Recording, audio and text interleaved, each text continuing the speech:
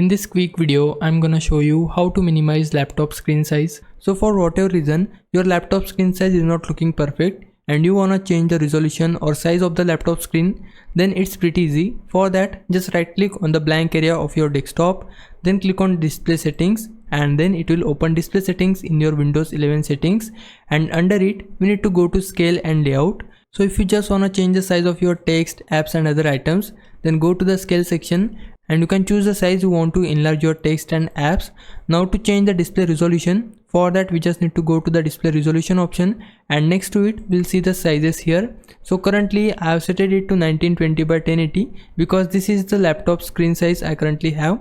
Most likely recommended is the one which is suitable for your laptop screen, but if you still want to change the resolution, then for that you can just go through here and set the resolution you want to have. So if you want to have 720 resolution, then you can set this option, but I'm just gonna go with this recommended one which is 1920 by 1080.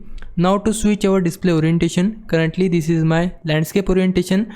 If I want it to be like mobile screen, then for that I need to go here, and from here you can choose portrait, and then your laptop screen will be converted to a portrait screen. And now to minimize any window, just click on this minus icon from the top right corner and your window will be minimized.